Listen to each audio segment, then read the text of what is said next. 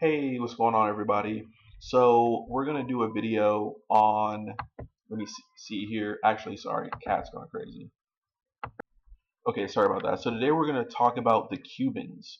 So the Cubans and how they are involved in the Blangos network, right? So here's a little chart that I did just to kind of keep notes for myself, right? So we know the Blangos network, Theodore Shackley, the Blangos, Edwin Wilson, who is really the ringleader of selling C4 to the Libyans, Frank Turple, Greg Orcala, Kevin P. Mulcahy, um, Thomas Klein, Richard Secord, etc. Right? So this was a little collective of CIA, ex-CIA people who were selling weapons and C4 to terrorist organizations. And Edwin Wilson was kind of like the capo of this ring, and he was associated with a bunch of shell companies like Egyptian American Transport Service Corp, Maritime Consulting Associates, Consultants International, World Marine Inc. He had ties all over, including Libya, Green Berets training Gaddafi forces, C4 sales to Libya, possible links to the Locker B plane crash with links to Stasi, Ahmed Jabril, etc. He looked for Carlos the Jackal allegedly, and he tried to order a hit on federal prosecutors and his wife when he was arrested.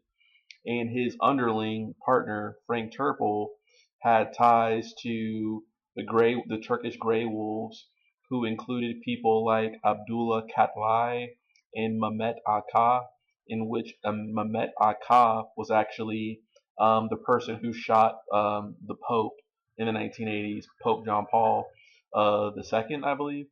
And and it's just very interesting that so therefore this conspiracy I'm talking about not only connects to the assassination of the Pope, which was a conspiracy that involved allegedly the German B&D, which was the West German equivalent to the CIA, which was actually ran or founded by an ex-Nazi, Reinhard Gehlen, at the behest of the Americans, um, via his Gehlen organization. So not only does Turple and all this stuff connect to that, it also connects to the whole story of the missing Vatican girl story, which I think there's like a Netflix documentary about it. I think there's something on YouTube about it, about a missing girl from the Vatican City who allegedly was kidnapped either as ransom for Mehmet Aka, but some people also say that she was kidnapped and held ransom by the Italian mafia because of the mafia losing money because of a Vatican and possibly CIA connected bank called Banco Ambrosiano, led by a person named what's his name, Calvani or whatnot. So the Blangos network stuff that I'm talking about C4 cells to Libya via Edwin Wilson, kind of loosely touches upon the assassination attempt on the Pope, and also the missing Vatican girl scandal, and also the Banco Ambrosiano scandal, which was going on during the Cold War. So a lot of international shadow banks, front companies, etc. But Frank Turple also had ties to Stefano delle Chai, who was an Italian neo-fascist terrorist of the New Vanguard, I believe, who had links to Latin American rat line Nazis living in Bolivia, and he helped what's his name, Klaus Barbie, a ex-Nazi on the run, living in Bolivia, do something called the cocaine coup, in which they basically a bunch of right-wing terrorists helped to overthrow the government and hand it over to cocaine lords like Roberto Suarez Gomez. So another crazy connection now. So now we're talking about Nazi rat lines, Latin America, the cocaine trade, because a lot of the cocaine from Bolivia was being given to the Medellin cartel and probably the Cali cartel in Colombia, which were making their way into the United States. And then therefore now you're threading upon the Iran-Contra situation, in which the Blancos network has links to via people like Patrick E. Loomis, who was also incriminated in the Nugan Hand Bank, and also General John K. Singlaub, who was also incriminated in the Nugan Hand Bank. But Singlaub, who was incriminated in the Nugan Hand Bank, which was an Australian drug bank set up by people affiliated with the CIA, such as Michael Hand. The thing about John K. Singlaub is that Singlaub, he was an OSS Jedburgh, so a CIA, early CIA, before the CIA Special Forces operator, alongside a bunch of other CIA operators like Lucien Cognier, William Colby, who later became the director of the CIA in Norway, and a person named Paul Sear. And the thing about John K. Singlaub is that not only did he serve in this behind enemy lines OSS Jedburgh Special Forces precursor to a U.S. Special Operations Command sort of role, he also spent time in China. He also managed the secret war in Laos on the Ho Chi Minh Trail, doing a Phoenix program operations with the Material Assistance Command Vietnam Special Observation Group, MACV-SOG. But he also allegedly spent time in Afghanistan helping to train the Mujahideen, and he also spent time in Nicaragua, actually helping the Reagan administration clandestinely fund the right-wing Contra death squads who were fighting the communist Sandinistas. And this is where you start getting into all the alleged drug dealing between the Contras and the Sandinistas that was making its way to the United States, which helped to exacerbate the crack cocaine epidemic of the 1980s. All in the name of freedom, all in the name of the Cold War, all in the name of creating slush funds of black money, basically, or I hate to say black money, but shadow money, basically, to help fund covert operations without congressional oversight for the CIA. So the Blancos network in which I'm talking about connects to everything. It connects to Iran Contra. It connects to the assassination of Pope John Paul II. It connects to the Vatican girl. It connects to Banco de Ambrosiano. It connects to Operation Gladio, in which Gladio was essentially a bunch of right-wing stay-behind units, effectively terrorist cells who were justified on the belief or theory that you needed these kind of clandestine guerrilla forces to fight off the communists in the event that they actually invaded Europe. But the thing is that the CIA unfortunately had a habit of getting into bed with fascists.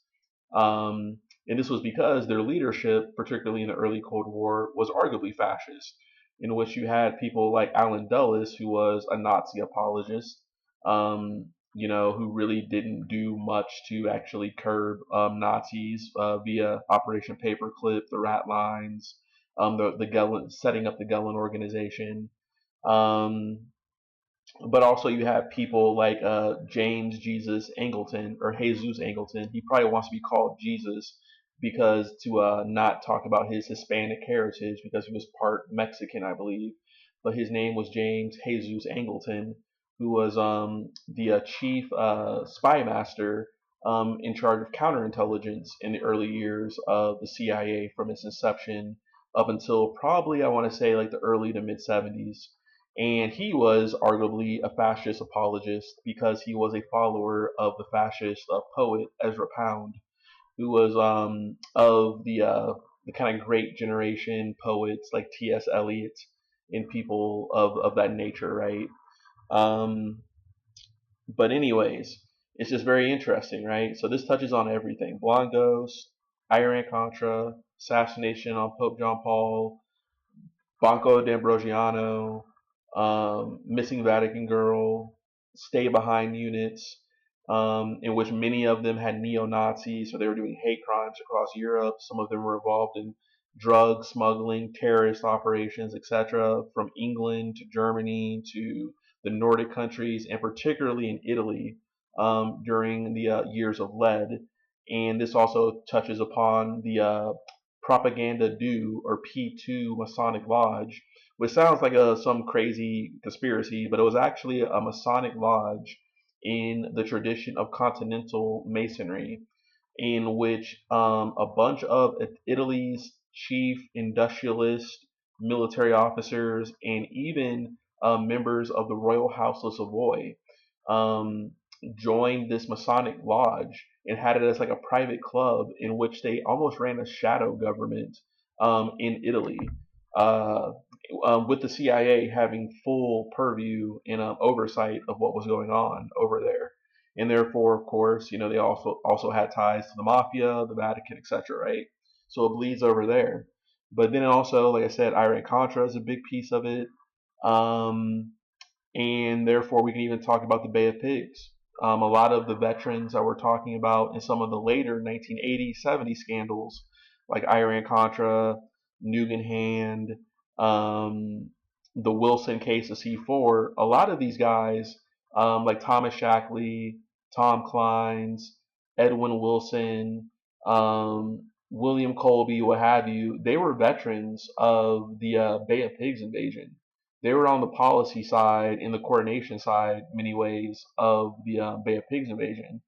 And many of the Cubans who were the anti-communist Cubans who fled Cuba, who were trained by the CIA to invade on the day of Bay of Pigs, many of those Cuban veterans ended up being hitmen, assassins, and drug runners for the CIA on call or whatnot. And this even goes further to the overthrow of many of the other banana republics in Latin America, and setting up dictators like Somoza. Um, so in Arbenz and people like that, right? Overthrowing people like Arbenz and stuff, and even overthrowing Iran government and installing the Shah of Iran under people like Kermit Roosevelt Jr. So the Blongos, the thing when you read history about the CIA and you put it on paper, you start to realize that, particularly from 1947, particularly up to the Towers Commissions, I believe, in Iran Contra in the late 80s, it's all can be seen as kind of like a linear timeline. Because a lot of the people were just veterans of one event, or or youngins in one event who became veterans in another event, right? But today we're going to talk about the Cuban angle here, right? So this is the Blind Ghost Network.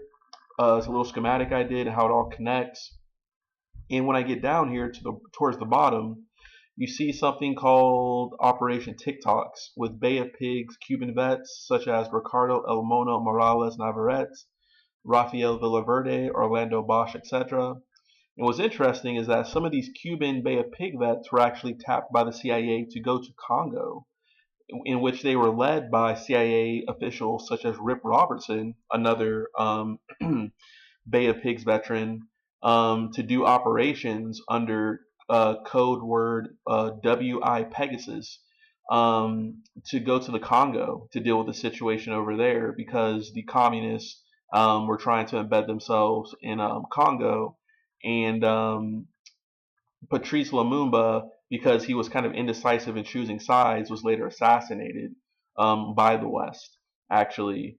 Um, and at the time of the Congo crisis, you had Station Chief Larry Devlin, who was a very prominent person in CIA history and lore.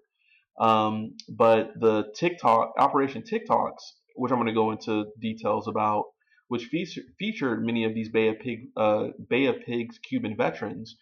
This also threads upon Bolivia, where they were getting cocaine from, because they were also trafficking some of these Cubans in Miami, right? So they were basically on call from the CIA to do assassinations and hits, but they were also slanging for themselves, right? And they almost had kind of immunity for a while. Um, until things started clamping down when the government started trying to save face under the Reagan administration with the whole tough war on drugs type thing, right? Even though, ironically, Reagan was involved with Iran Contra, which involved drug running. And this is where you get Barry Seal, all this type of stuff, Air America, and things of that nature, right? So this was also where you get the boys on the track, in Mena, Arkansas, in that legend and everything. So more CIA covert lore. Roger Reeves, Carlos Lederer or whatnot, who was a Colombian who was a pro-Nazi sympathizer, therefore creating more cross-juncture between the cocaine coup of Klaus Barbie in Bolivia on the behalf of Roberto Suarez Gomez with the Medellin cartel. Um, it's pretty wild. And you also have ties to, because of this Latin American Nazi rat line stuff, you have ties to the Paladin group of Otto Skorzeny, which was one of his mercenary groups operating out of Spain, um, because that was a neo-Nazi and fascist haven because of the fascist Franco regime. So it's wild, right? It all kind of connects here a little bit. I thought I did a really good job of trying, not good, I'm not trying to toot my own horn, but just to make sense, like all the Air America stuff, the Iran Contra stuff, the Latin American stuff, the Africa theater with Angola, South Africa, Rhodesia, UNITA versus communism, the Castro Cubans who were actually played a significant role in the Angolan civil war, in which the United States was backing South Africa and other Western forces. The Vietnam, Southeast Asia. So we touch upon the Phoenix program, the Hamlet program, Lucien Cognier, the overthrow of President Dean and his brother on the behest of Henry Cabot Lodge, in which Henry Cabot Lodge actually descends from a family who made their fortune selling heroin or opium, trading in opium from China in America's early days of trade with the Far East, which built the infrastructure for the Boston Brahmin and the Boston elite, which therefore built the infrastructure for the Ivy League colleges like Yale. I mean, it's wild. It all connects, right? And that's why it's important to do this history. And that's why I do it for myself. I'm trying to understand power. I'm trying to understand the flow of things. I'm trying to understand our history. So I'm not a victim of it, a blind victim of it. That's why I do this.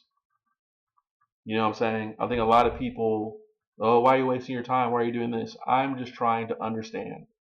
I'm not saying I can change it, but I can at least understand. That's the only power I can have in this world, is the ability to understand, right? So there's that, right? There's the Bay of Pigs invasion, which I kind of talked about in previous episodes, in which you had the whole policy of the Bay of Pigs started under Eisenhower, transferred over to Kennedy, and CIA Director Allen Dulles at the time was over the Director of Plans, Richard Bissell. And Richard Bissell is important because, as Director of Plans, he had connections to a person named Robert Mayhew, who was the security chief, and you can almost say like operations manager for Howard Hughes, actually. And there's a lot of interesting stuff about this Mayhew guy, in which a lot of people think he was actually connected with the CIA himself or whatnot. But also interesting, because of this Bay of Pigs thing, is that the deputy director at the time of the Bay of Pigs was a person named Charles P. Cable, who was a U.S. Air Force general, who was actually the brother of Earl Cable, who was the mayor of Dallas, actually during the day that JFK was assassinated. Then underneath Richard Bissell, who helped to recruit the Mafia potentially to work with people like William Harvey King to find an assassin for Castro or whatever like that. Is that Bissell also was overseeing his subordinate, the assistant deputy director of plans, Tracy Barnes, and Tracy Barnes oversaw Jacob Esterline, who was effectively the program manager for the Bay of Pigs, acting as the chief of Western Hemisphere Branch 4, superseding his own boss, J.C. King, who was the chief of the Western Hemisphere. And some sources say that J.C. King is actually one of the first people to actually pitch the idea of assassinating Castro. So then we have Jacob Esterling here as the program manager for the Bay of Pigs, and he therefore delegates authority to the chief of paramilitary operations, who is a Colonel Jack Hawkins of the U.S. Marine Corps, who is essentially going to lead the beach invasion, the amphibious assault. But also within underneath Colonel Jack Hawkins, um, to conduct paramilitary operations, essentially the invasion of Cuba. You have people like Grayston Lynch, and Rip Robertson, who I want to say both served in the Congo later, under Larry Devlin. And then you have Felix Rodriguez. And Felix Rodriguez is a crazy character because I want to say that he even potentially has links allegedly to the death of DEA agent Kiki Camarena, I believe is his name. Um, can't I can't remember his name off the top of my head, but he has some Felix Rodriguez, who was a paramilitary operations officer. Um, his whole goal was to infiltrate Cuba before the invasion, allegedly. But he did a lot of dirty work for the CIA. I think there's like videos of him in helicopters just shooting at random people, like all sorts of stuff, right?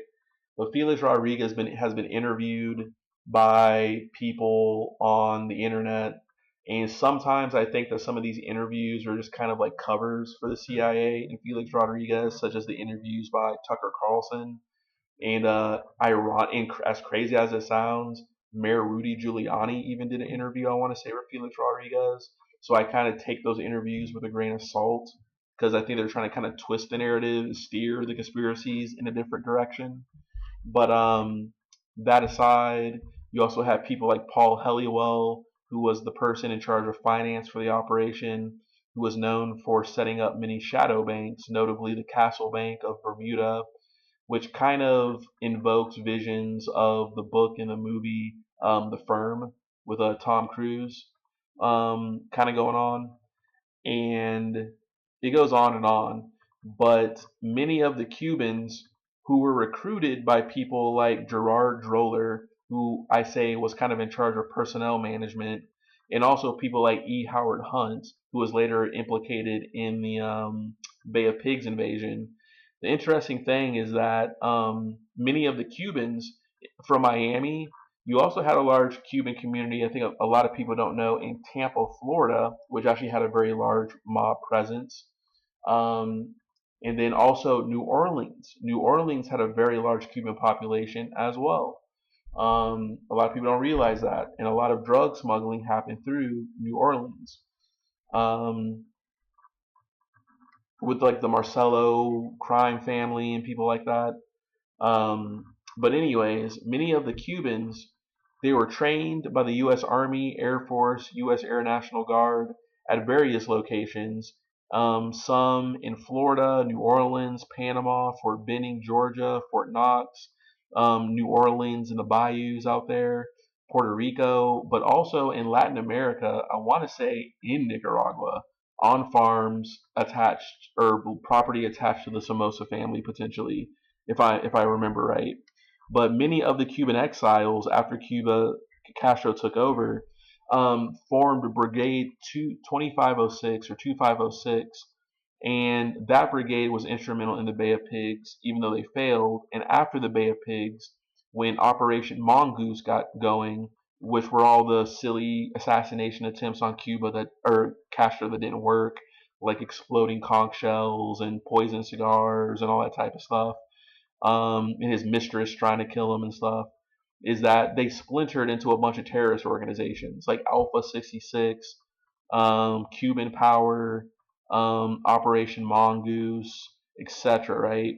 And I want to say that Operation 40 actually preceded the Bay of Pigs, but for all you Bay of Pigs people out there, I know you're probably going to correct me if I'm wrong, but regardless, I put it down in my notes just to say it all kind of relates, right?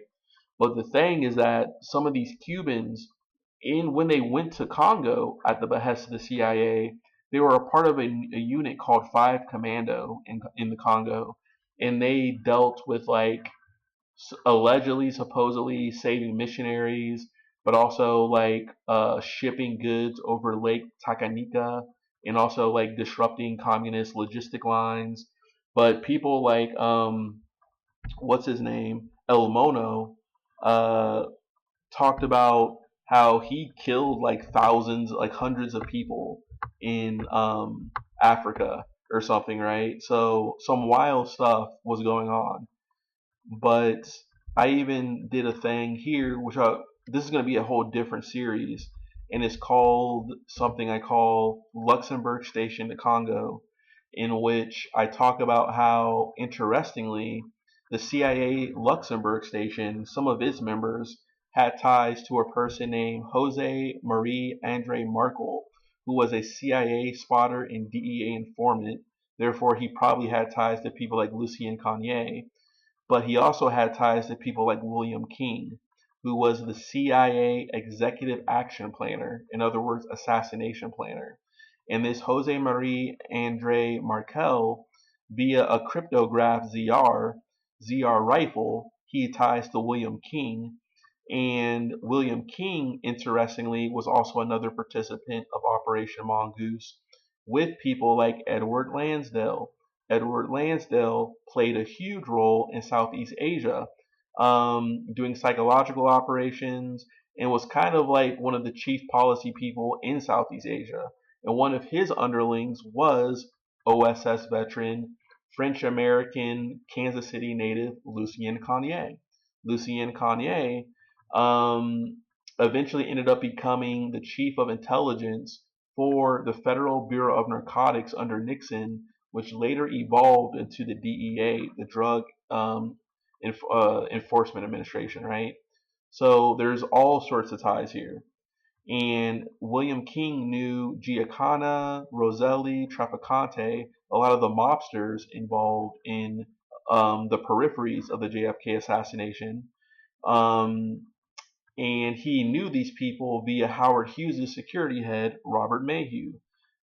Therefore, at the behest of people like Richard Bissell. So Richard Bissell, Robert Mayhew, the mobsters, William King kind of vets out the mobsters to see if they can be used for executive action or whatnot, which is therefore some people think that he too was involved in the JFK assassination.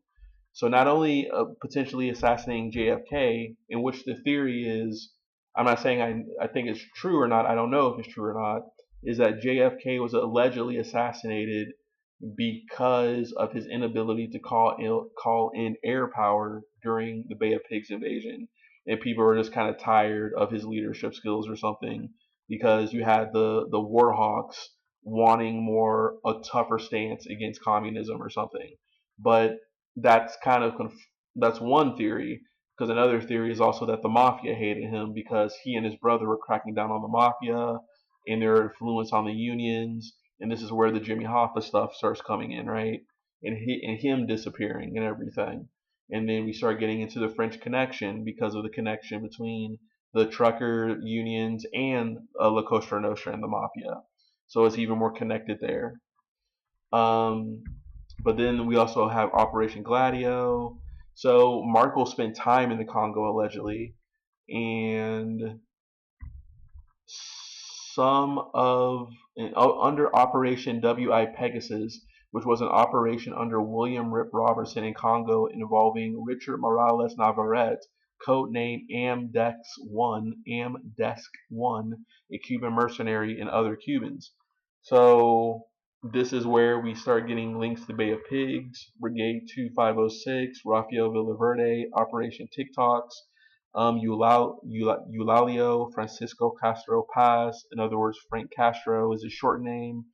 And then because of Operation TikToks, you get connections to Bolivia, Klaus Barbie, Roberto Suarez Gomez, and also the BND, the German intelligence. So now we come full circle through the BND, knowing about their Die Spinde, the Nazi Fourth Reich shadow network, being overseen by people like Otto Skorzeny, who were hiding people like Joseph Mengele and Klaus Barbie in Latin America. And they were also probably using drugs to help finance their clandestine operations, and their dreams of reestablishing a Fourth Reich underneath the nose of the CIA. Um, so that's another one there and everything. And like I said, the BND connects to the Pope assassination, and therefore we get into the Grey Wolves. And what's interesting is that the Grey Wolves with Mehmet Akka and Abdullah Katlai um, is where we actually get the term deep state from. The term deep state actually comes from um, a situation in which Abdullah Katlai, the Turkish Secretary of Defense, and a higher ranking person in their parliament or Congress actually ended up getting killed in a car accident. And when journalists discovered it, it would have been the equivalent of like the depart colon. It would have been the equivalent of like uh what's his name? It would be like our Secretary of Defense, the Speaker of the House, and like a drug runner caught in a limousine, killed in a car accident, right? And because of the research from that whole event in Turkey, that's when the term deep state was actually coined. In other words, a whole shadow government operating. And the Grey Wolves were a part of Operation Gladio.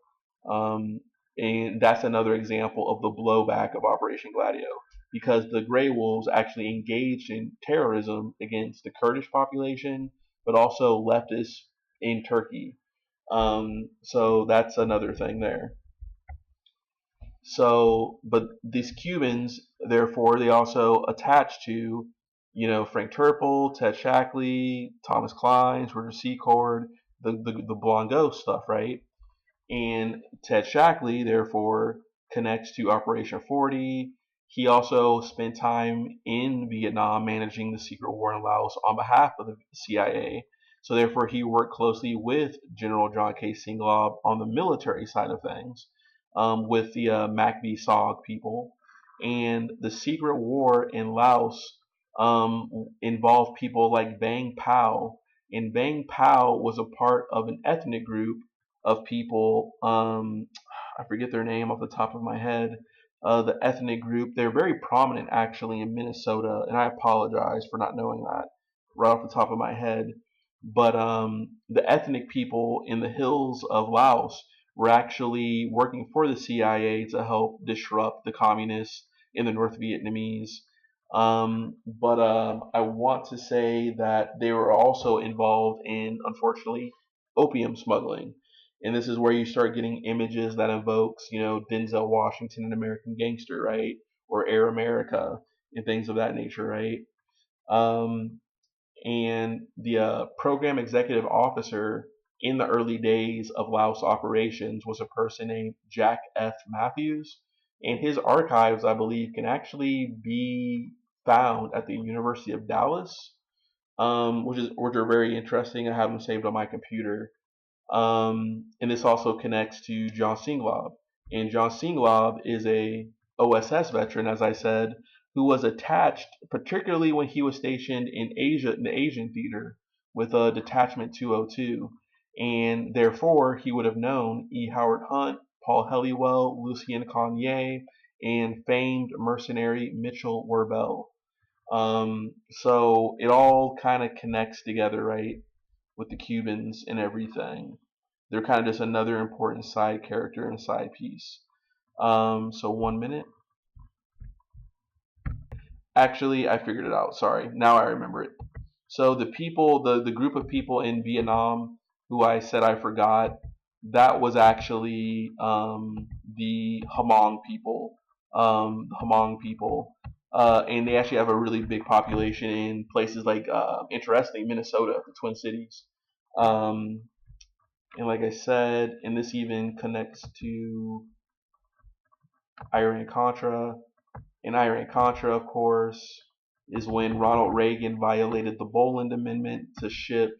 Basically, it was a selling arms to the Iranians in exchange for hostages, and whatever money was made from the sale of arms via Israel would go to the Contras.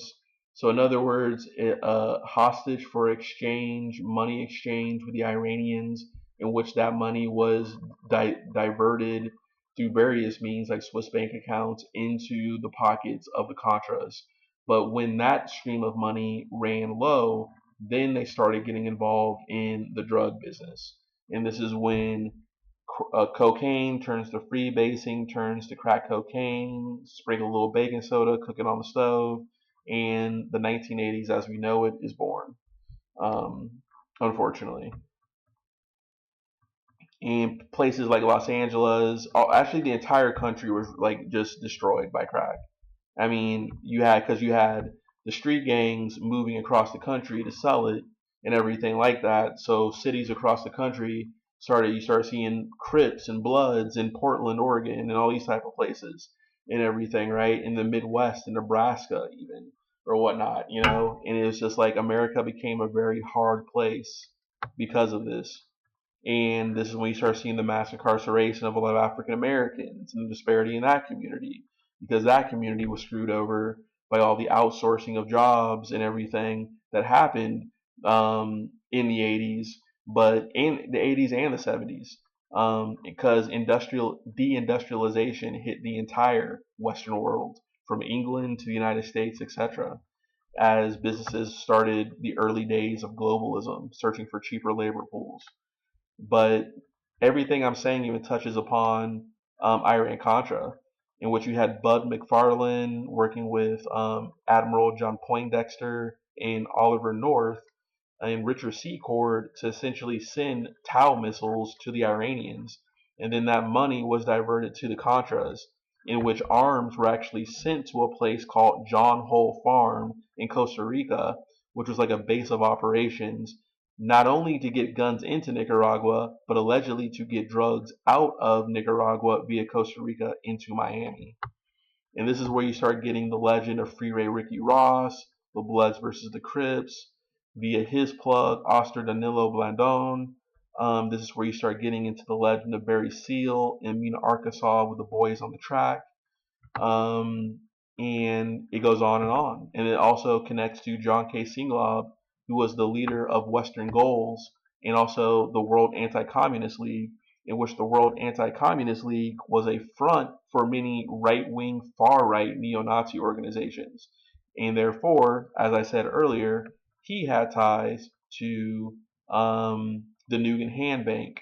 And what's wild is that Iran-Contra even touches upon the Princess Diana scandal and the Jeffrey Epstein scandal because Adnan Khashoggi, the uncle of Jamal Khashoggi, who was the journalist butchered by the Saudis underneath Donald Trump for running his mouth, Adnan Khashoggi was involved in Iran Contra, in which he got a bridge, in which he provided a bridge loan to a shady arms dealer named Gorbanafar, in which so Adnan Khashoggi was involved.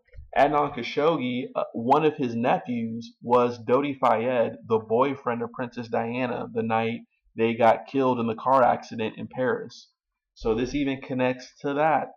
And therefore, who is the brother-in-law of Princess Diana? Prince Andrew. Who was Prince Andrew incriminated with? Jeffrey Epstein. So then we get into the Jeffrey Epstein stuff. Jeffrey Epstein was very involved in the 1980s in a lot of this stuff. From some people say diamond smuggling, money laundering, running a potentially a port in Djibouti or whatnot. Which so he was involved potentially in a lot of the 1980s smuggling world and everything too.